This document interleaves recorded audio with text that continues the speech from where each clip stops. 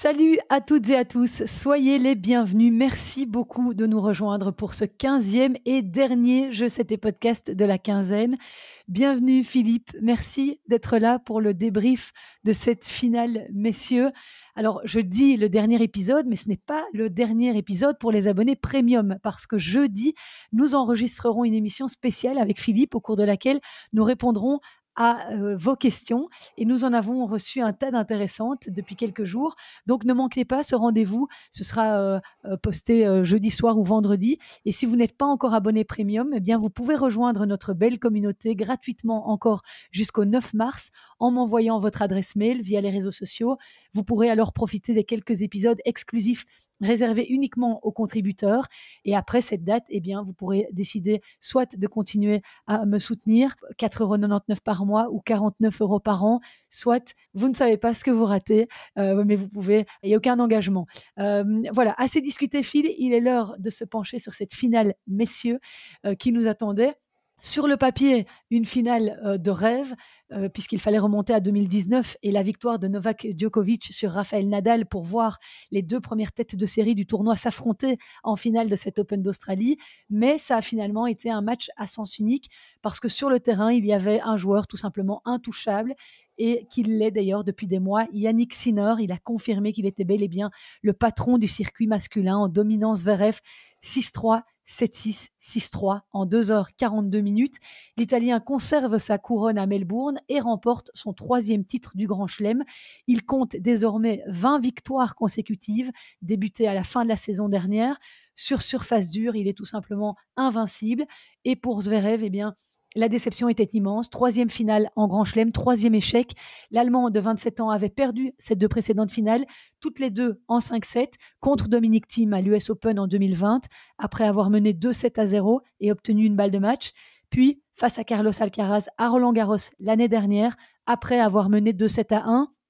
Et pour sa première finale à Melbourne, eh bien, il a tout simplement été incapable de trouver les solutions face à un joueur plus consistant, plus juste et plus percutant, Phil, à bien des égards. Oui, ce fut une petite déception quand même cette finale. On attendait autre chose de Zverev. Alors il y a pour moi eu deux choses. Il y a évidemment le niveau de Sinner, on va en reparler, mais aussi d'un autre côté un Sacha Zverev qui n'a pas été malheureusement à la hauteur de l'événement. Et si on regarde un peu le déroulement des 3-7 fils, Yannick Sinner a très bien débuté la rencontre. Il a montré dès le début qu'il était bien présent physiquement en se procurant 2 balles de break dès le 2e jeu de service de l'Allemand. Et même s'il a dû attendre 4-3 pour faire le break, Yannick Sinner était plus solide tactiquement. Il a appuyé tout de suite là où ça faisait mal, dans le point faible de Zverev, son coup droit. Il était consistant depuis sa ligne de fond, il dictait l'échange avec des changements de trajectoire pour systématiquement mettre Zverev en difficulté côté coup droit. À ce moment-là du match, au changement de côté à 4-3, il y a eu aussi cette petite incident. Zverev n'était pas content de sa tension de cordage, il attendait des raquettes qu'il ne recevait pas. Il a eu quelques mots avec son papa et ça l'a sorti un peu du match. Après 46 minutes, ça faisait déjà 6-3. On avait d'un côté Sinner qui avait un pourcentage de première balle de 85% de points gagnés derrière sa première balle, et de l'autre, déjà 12 fautes directes dans le chef de l'Allemand. Alors dans le deuxième, Sinner a manqué d'occasion d'enfoncer le clou quand Zverev était dans le dur parce qu'il s'est de nouveau procuré 2 balles de break à 1 partout, mais ne les a pas converties. Ça a un petit peu relancé Zverev et cette seconde manche nous a tenu en haleine parce qu'on a vu Yannick Sinner un peu plus en difficulté sur son pourcentage de première balle au service, qui était descendu de 71% à 55%. Zverev, de son côté, passait moins de première, mais gagnait plus de points derrière son service. Et Sinner a été un petit peu moins bien physiquement aussi. À 4-3, on l'a même vu se toucher l'arrière du haut de la cuisse gauche. Cette petite baisse de régime a profité à Zverev, qui a poussé l'Italien au tie-break. Et dans ce jeu décisif, petit coup de pouce du destin avec cette balle à 4-4 qui prend la bande du filet en faveur de l'Italien, ce qui lui a permis de conclure le set sur son service. Zverev, toujours aussi frustré, en a fracassé ses raquettes. Et pour la petite stat, Sinner a gagné 16 de ses 18 derniers tie-breaks qu'il a disputés. Alors dans le 3e set, eh bien, c'était un peu la même physionomie que dans le premier. Le fait d'avoir remporté ce 2e set a remis totalement Sinner sur les rails. Physiquement, il avait un meilleur niveau et il a été capable d'exploiter toutes les failles de son adversaire. Zverev a rapidement perdu le fil et s'est à nouveau fait breaker à 3-2. Derrière, Sinner construisait très bien ses points sans jamais être inquiété sur son service, sur lequel il a pu s'appuyer tout le match et surtout 5-6 fois quand il était à 30 partout, 40 partout, quand il était légèrement bousculé, l'Italien, là, il claquait une grosse première. Et c'est aussi ça, la marque des champions. 84% de points gagnés derrière sa première balle, 69% pour l'Allemand. C'est bien simple, Yannick Sinner n'a pas eu à sauver une balle de break en 2h45 de match. Est-ce que c'est le secteur où il a fait le plus la différence selon toi, Phil? Tu as fait un très très beau résumé des trois sets. Pour moi, il y a plusieurs choses. C'est que il y a eu quand même ce point de basculement à 3-3 dans le premier set avec le break. Parce qu'on a Oui, vu vraiment l'attitude de Zverev changer. Tu l'as très bien expliqué. On a vu, il a commencé à s'énerver. Mais aussi, on a vu que son langage corporel était pas le même. On a vu regarder plusieurs fois son clan. Et là, il a perdu clairement la concentration. Et donc, son niveau a baissé un tout petit peu. Après, comme tu le dis, dans le deuxième, c'était un peu mieux. Mais quand même, il n'a quand même jamais joué à son meilleur niveau. Et cette statistique très intéressante que tu dis, alors je pense que Sinner avait perdu 3 points après sa première balle à la fin du deuxième set, ce qui est une stat hallucinante, mais ça montre aussi peut-être le manque d'adaptation de le retour de service, où on l'a vu retourner très très loin tout le temps et trouver de la longueur dans le retour, relativement bombé, mais peut-être aurait-il fallu mettre plus de pression sur la deuxième balle de Sinner, même s'il serait extrêmement bien, Sinner en deuxième balle, surtout côté avantage. Mais enfin, j'ai pas vu Zverev rentrer dans le terrain, j'ai pas vu Zverev essayer de faire la différence sur ce coup-là, qui aurait pu peut-être lui donner quelques opportunités de break, parce que il n'en a pas eu une seule. C'est quand même juste dingue comme statistique. oui, et tu parlais de la position de retour, tu parlais de celle de Zverev. Oui, bien sûr. Parce que, il y avait cette stat complètement ahurissante et j'avais envie de te questionner là-dessus. Eurosport montrait des graphiques selon lesquels Sinner, au Sinner, plus loin il, retournait, au plus il marquait de points. oui. C'est Alors fou ça, quand même. quand tu retournes loin, tu as un peu plus de temps, et si tu as un peu plus de temps, tu peux augmenter la précision de ton coup. Donc, si tu retournes un peu plus loin, bah, tu peux plus facilement chercher de la longueur, plus facilement trouver une zone précise. Mais Sinner, il n'avait pas à s'inquiéter par rapport à ça, parce je veux dire, lui, il a choisi cette stratégie-là, mais il n'a jamais été vraiment en danger sur son jeu de service. Là où Zverev, à un moment donné, n'allait pas chercher les opportunités de break, ne faisait pas la différence sur le retour, alors peut-être aurait-il fallu adapter cette position au retour, comme on l'a vu, hein. Mmh. Sinner varier la position au retour, tantôt plus près de la ligne, tantôt un peu plus loin. Et malheureusement, Zverev ne l'a pas fait assez souvent, voire presque jamais. Et je pense que ce qui donne aussi une explication à cette statistique de ne pas avoir obtenu une seule balle de break. C'est compliqué d'aller gagner un match si on ne va pas chercher une balle de break. Ah oui, on peut aller au tie-break, évidemment, espérer faire la différence au tie-break, ce qui est tout à fait OK, bien sûr, mais quand même, tu réduis tes chances.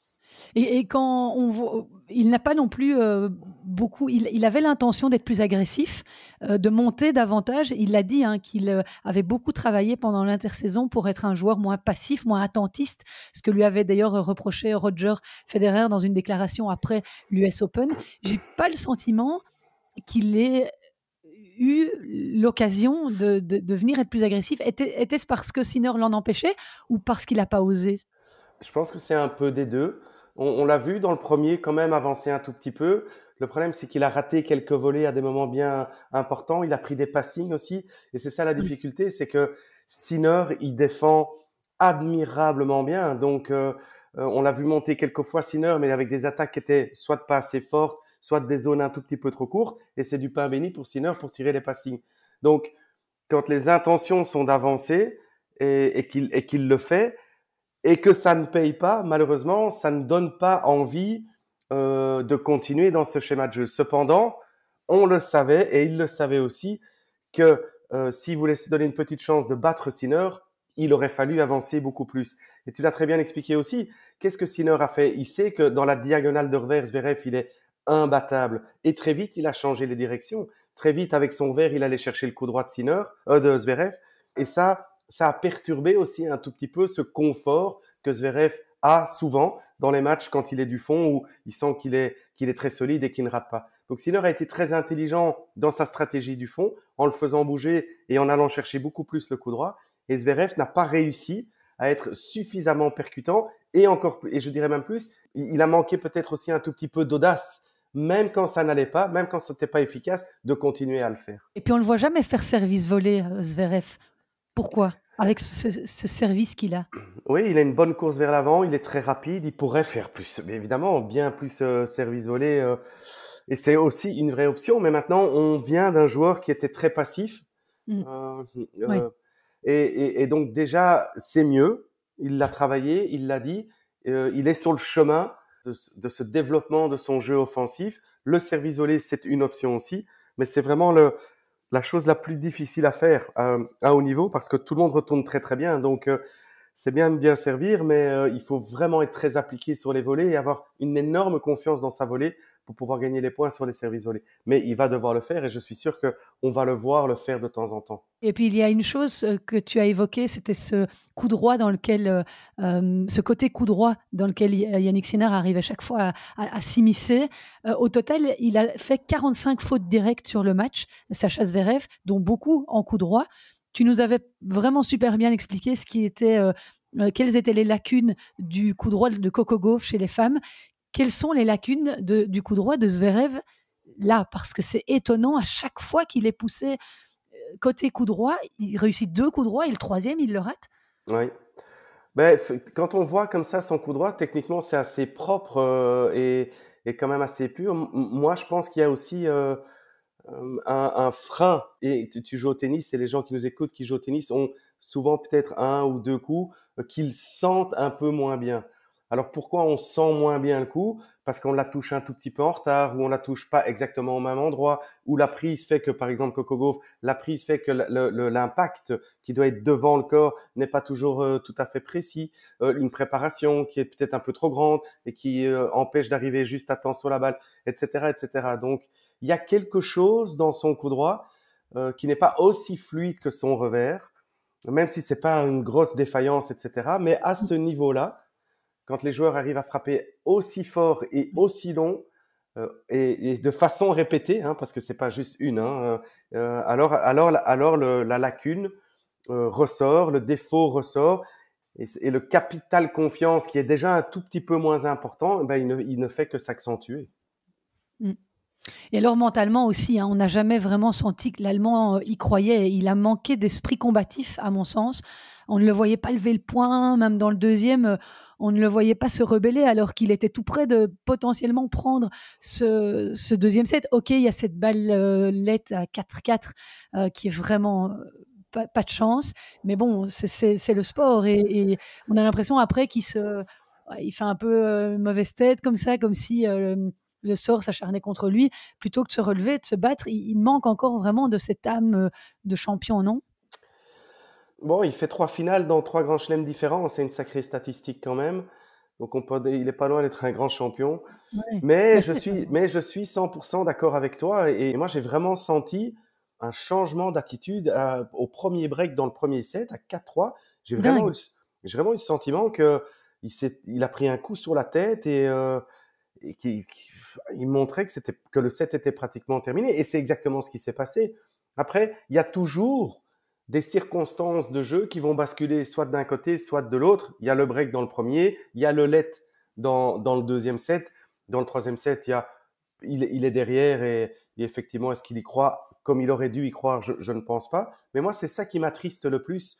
J'ai pas eu le sentiment. Alors, c'est pas un garçon qui est très extraverti. C'est pas Alcaraz, quoi. C'est pas un gars qui monte le poing, qui va bomber le torse, etc. Il marche toujours de façon un peu nonchalante. C'est sa façon d'être.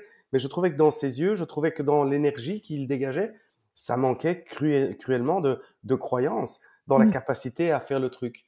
Et on en avait un peu parlé. Il y a le plafond de verre à briser, c'est sa troisième. Ça va être de plus en plus difficile pour lui.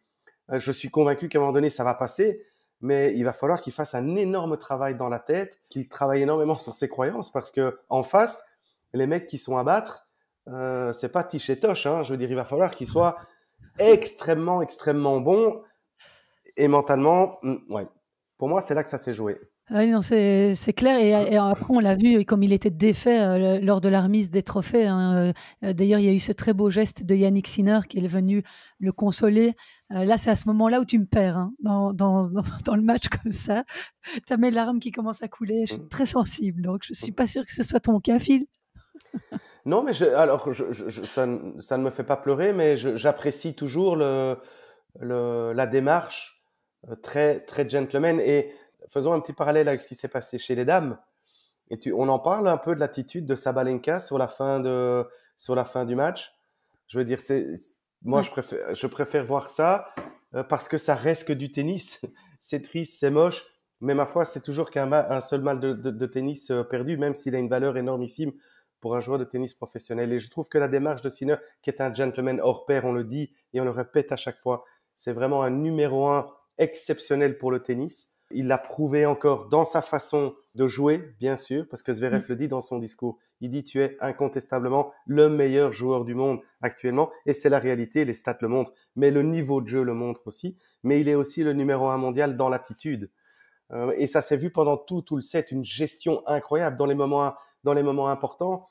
Et je pense notamment à ce point hallucinant oui. tu vois, Fin du deuxième, ouais, fin du deuxième, ouais, vers où 5-4 ou dans le jeu à 5-4 exactement, ouais, il y a un point dingue et il reste toujours dans le contrôle. Alors dans le discours de fin de match, c'est peut-être un peu trop dans le contrôle, on voudrait peut-être voir un peu plus, mais oui. bon, voilà, c'est ça, c'est Yannick Sinner, c'est sa personnalité, et moi je suis un grand fan, et donc enfin pour conclure, effectivement c'est une belle, ils étaient pas obligés de le faire, mais c'était Ouais, bien. c'est vrai que quand on voit quelqu'un gagner un grand chelem, bon, on aime bien quand il y a un peu d'émotion derrière et là, on n'a pas eu beaucoup d'émotion de la part de Yannick Sinner parce que c'était une victoire en 3-7 et elle n'était pas en 5, elle n'était pas au bout d'un combat en 4-5 heures, donc ça a certainement joué aussi. Mais Yannick Sinner, vraiment, indomptable sur, cet Open d'Australie, c'était magnifique de le voir à ce niveau-là et dans les stats, il commence vraiment à se rapprocher de grands noms comme John McEnroe, Ivan Lendl, Djokovic, Nadal, Federer. Par exemple, Nadal, Federer sont les seuls qui ont gagné des rencontres sans jamais devoir sauver une balle de break ou gagner 3 grands chelems consécutifs. Seuls Djokovic, McEnroe, Lendl l'ont fait. Donc, ils rentrent vraiment dans la cour des très grands là, Yannick Sinner. Ouais, effectivement, et il reste encore très jeune aussi, et quand tu vois son niveau de jeu, on se dit il va quand même en gagner encore quelques-uns aussi. Parce que il est tellement bon sur terre aussi, il est tellement bon sur gazon, il bouge tellement bien, tellement complet. Donc, alors le dur, bien sûr, c'est sa surface de prédilection. Bonne nouvelle pour lui, 2 des 4 grands chelems se jouent sur dur, mais bon, il est capable d'aller bien plus loin. Donc, oui. Et qu'est-ce qui fait qu'il est si fort sur dur comparé aux autres surfaces? Parce qu'il y a quand même un petit plus sur dur, c'est cette faculté de pouvoir justement se déplacer facilement sans, glisser comme sur terre, sans glisser comme sur gazon, mais de pouvoir être plus stable et de pouvoir maîtriser parfaitement ces déplacements sur cette surface-là? Oui, alors il a bien sûr toutes les qualités tennistiques, on va pas les citer, mais je pense que la différence, elle est là. Et moi j'adore l'observer parce qu'il est il est grand, Sinner, mais il est toujours tellement bas sur les jambes, il s'engage toujours tellement, mais à fond dans chaque balle, et il a une façon de bouger qui est un peu différente des autres. On le voit vraiment rentrer, sortir du terrain, rentrer, sortir du terrain. Il va chaque fois chercher la balle en s'engageant, et donc il est toujours bien placé. Il a une vitesse de déplacement et une lecture du jeu qui lui permet finalement d'être presque jamais dépassé. Parce que Zverev, par exemple, aujourd'hui, est capable de frapper très très fort, mais finalement, il a pris peu de points gagnants parce qu'il a une anticipation, une lecture du jeu qui est absolument phénoménale. Ses qualités physiques sont dingues, et vraiment, je suis persuadé qu'il y a un lien avec ses qualités de skieur aussi. C'est un énorme Oui, skieur, Sinner, et oui, donc il a une façon parce que le skieur, il doit lire les trajectoires, il doit bouger, anticiper. anticiper, bouger dans la pente. Et je trouve qu'il est tellement fluide, c'est tellement harmonieux la façon dont il bouge que, que je pense que ça, pour moi, c'est mon avis, c'est là où il fait vraiment la différence. Ouais, c'est intéressant le parallèle avec, le ski. Toujours intéressant, notre fil. Mais Alors alors, je fais un pour, parallèle avec le vélo. Toi qui adore le cyclisme, il y a Roglic, le coureur slovène. Il y a donc un Pogačar et il y a Roglic. Pogačar est un superstar et Roglic est très très bon aussi, un tout petit peu moins fort que l'autre. Mais donc Roglic est un ancien skieur, un ancien comment on dit, saut à ski. Il faisait du saut à ski. Sauteur à Euh, ski. un nouveau, voilà, sauteur à ski. N'ayons pas peur Et des donc mots. il a développé des compétences sur le vélo qui lui viennent du saut à ski. Aussi, dans sa capacité de descendre, bien sûr, la force physique, l'impulsion, la force dans les jambes, ben, ce sont des qualités qu'il a ramenées dans le vélo et qui ont fait de lui un cycliste phénoménal. De là, l'intérêt, bien sûr et toujours, de amener les enfants dans plusieurs sports. Même Oui, si les enfants sont bons au tennis tôt, ne pas les enfermer directement dans le tennis et développer la motricité, les compétences motrices en faisant des sports collectifs ou un autre sport individuel, la natation, le vélo, n'importe quoi d'autre, qui développe les qualités athlétiques finalement. Parce que Sinner et tous les autres, ce sont d'abord des athlètes avant oui. d'être des joueurs de tennis. Et c'est la chose qu'il avait dite à l'US Open lors de son discours, que ses parents l'avaient laissé faire d'autres sports que le tennis jusqu'à son adolescence et que c'est ça qui lui avait permis d'être aussi bon. Voilà, ça. Oui, et de garder cette fraîcheur aussi, parce que c'est terriblement traumatisant le tennis, mentalement. Souvent on en parle hein, quand on voit tout ce que ça fait comme dégâts. Et donc le fait de ne pas faire que ça, eh bien, te permet de garder cette fraîcheur mentale beaucoup plus longtemps. Et on voit Sinner, qu'est-ce qu'il est serein, qu'est-ce qu'il est calme, qu'est-ce qu'il est content d'être là. On se dit, on n'a pas l'impression qu'il soit touché d'une façon ou d'une autre, tu vois. Alors, ok, je vais prendre des extrêmes. Rublev, Medvedev, Sinner, il survole. Ouais. Il est vraiment au-dessus de tous les autres, vraiment au-dessus de tous Ah oui, les et autres. maintenant, il en a plus qu'un de moins que Alcaraz et ce sera vraiment fascinant de voir ce qui va se passer en 2025. Oui, oui, oui. Bah là, pour moi, avec ce qu'il a montré, enfin, je l'avais dit au début de quinzaine, pour moi, il est plus fort. Bah, bon, c'est pas parce qu'il est le numéro un, mais il l'a montré encore. Il est beaucoup plus complet qu'Alcaraz, beaucoup plus complet qu'Alcaraz. Mais pour moi, Alcaraz doit vraiment, vraiment travailler pour venir à la. Et c'est et cette concurrence saine, c'est le Nadal Federer, Oui. tu vois, c'est le Sampras Agassi, c'est le John McEnroe, Ivan Lendl. Etc., etc. On a toujours besoin de cette rivalité. Et c'est ce qui se passe pour le moment et ça va être incroyable à suivre, ouais, évidemment. Alors, avant de refermer ce podcast, on va quand même évoquer cette finale d'âme parce que j'ai pas eu l'occasion de t'entendre hier sur le sujet, mais cette magnifique victoire de Madison Keys face à la double tenante du titre, Aryna Sabalenka. Quel cran elle a eu. Elle a vraiment pris ses responsabilités. Elle y est allée. Elle a tenu dans ce troisième set pour aller faire le break au meilleur moment. Qu'est-ce que tu en as pensé? Ben, je savais que c'était possible, tu m'avais posé la question, donc je suis pas surpris de l'avoir soulevé le trophée. J'en ai pensé que c'était extraordinaire. Alors, j'en suis rendu compte en écoutant en fait les différentes interviews, parce que c'est toujours très riche d'écouter le feedback des joueurs, parce qu'il y a notre lecture et puis il y a ce qu'ils ont vécu. Et bon, la vérité est souvent entre les deux probablement. Et moi, ça me parle parce que tu sais que c'est mon dada, les progrès qu'elle a Oui. fait dans la tête. Elle, et bien sûr que c'est là que ça doit se jouer. Et j'invite les gens à aller écouter les interviews, mais Rappelle-nous un peu brièvement ce qu'elle a dit parce que c'est super intéressant effectivement. Et Mais c'est des choses simples, tu vois. Donc, elle parle de présence attentive, de respiration, de yoga, de rester dans le moment, des choses qu'on connaît, des choses qu'on sait, qu'on pense être des futilités, qu'on peut toujours un peu regarder d'un air supérieur en disant, ouais, c'est bon, respirer, je sais respirer. Non, mais pratiquer de cette façon-là, avec cette maîtrise-là et avec une prise de conscience de l'importance de pouvoir mettre en place des techniques qui permettent de rester dans le moment. Parce que dans l'interview, à un donné, on parle de sa finale perdue à l'US Open, etc. Et elle dit non, le journaliste lui pose une question en disant, je ne sais plus, tu vois, est-ce que tu as peur de la perdre ou un truc. Elle dit, et tu vois, oui. elle s'abaisse sur le bureau. Et tu sais que moi, je me suis dit, mais en fait, elle est plus du tout dans ce truc-là. Elle a fait le deuil de ses mauvaises habitudes. Enfin, c'est comme ça que je l'ai ressenti. Et elle était face à des gens et c'était une autre joueuse. C'était une joueuse qui était prête à aller au combat. C'était une joueuse qui était prête à vivre ces moments compliqués. Et c'était un sacré match quand même, hein, parce que jusqu'au dernier moment, on savait pas ce qui allait se passer. Et elle a été impeccable, impeccable, impeccable, impeccable. Oui, Sur la balle de match, elle est monstrueuse, par exemple. Tu vois, elle fait un retour, elle la met sur la ligne et puis elle prend le coup droit derrière. Tu dis, la fille, pas de peur, pas de doute, je fais le taf. Oui. Donc, ça, cumulé à, je vais pas les répéter, mais ces compétences tennistiques qui sont plus fortes que Sabalenka, hein, soyons clairs, hein, elle joue mieux que Sabalenka, Madison Keys. Oui. Elle sait faire bien plus de Ah choses. oui? Bien sûr que oui. Dans son jeu, tu vois, dans sa capacité à varier, service, retour, elle est bien meilleure que Sabalenka. Après, c'est parce que tu es meilleur que tu arrives à gagner tout le temps et faire la différence. Mais maintenant qu'elle a mis de l'ordre un peu dans ses émotions, qu'elle est capable de les discerner, capable de les trier, capable de laisser passer ce qui est pas bon et de revenir chaque fois dans ce qu'il a fait bien jouer, eh bien, ça a fait c'est une nouvelle actrice. Moi, je suis vraiment très enthousiaste à l'idée de voir la suite de la saison, parce qu'avec ces compétences-là, waouh, Oui. Madison Keys, waouh, pourquoi pas, Mais pourquoi oui, pas.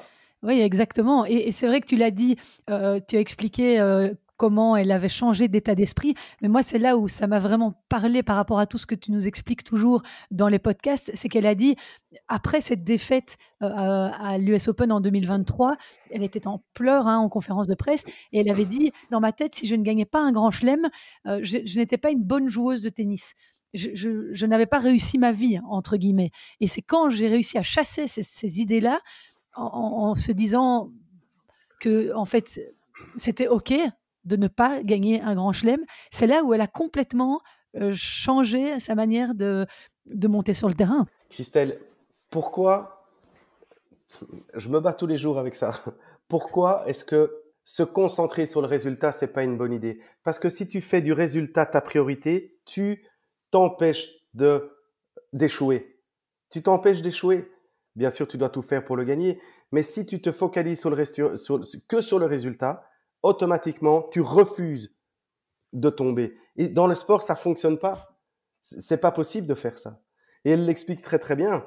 Donc, mais c'est un travail. C'est là où je trouve que c'est fabuleux, parce que c'est possible, tu vois. Quand on me dit, ah oui, mais moi mentalement, blablabla, je suis pas bon. Ben c'est pas grave. Il y a moyen de travailler dessus. Il y a moyen d'entraîner sa tête à réfléchir correctement. Et c'est loin de la psychologie. C'est pas grave si c'est dur pour tout le monde, mais il y a moyen de le faire. Et voilà encore un bel exemple. Oui.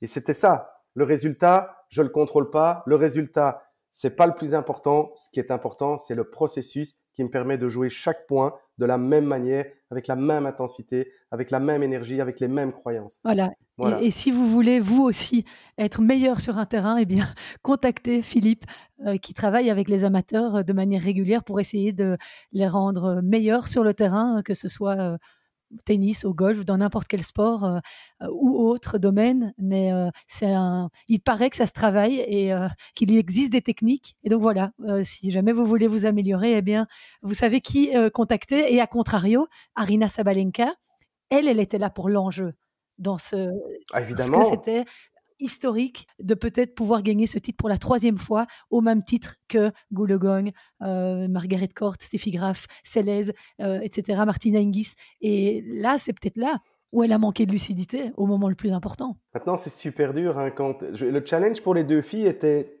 terriblement différent, mais l'enjeu était énorme pour toutes les deux. C'est ça qui était fabuleux dans cette finale. Une qui veut chasser les records, l'autre qui veut se prouver qu'elle est capable de le faire. Oui, et donc c'est ce que je disais tout à l'heure. Malheureusement, on a vu le mauvais côté de Sabalenka sur. Oui.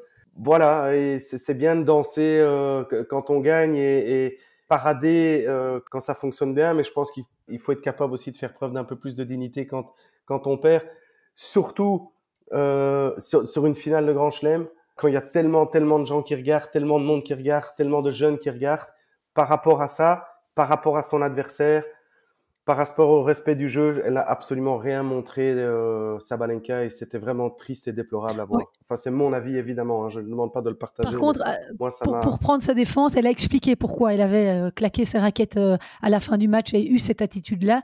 C'est parce qu'elle voulait justement être un peu digne sur la scène au moment de la remise des trophées, et que si elle ne s'était pas dégagée de toute cette mauvaise énergie, elle aurait peut-être pas été sympa lors des discours, ou elle n'aurait pas pu contenir sa frustration au moment des discours. Bon, voilà comment elle s'est défendue. Elle a quand même dit à Madison Keys sur la scène, promis, l'année prochaine, je reviendrai avec un meilleur niveau de tennistique. Là, j'ai trouvé ça un petit peu moins feu. Voilà.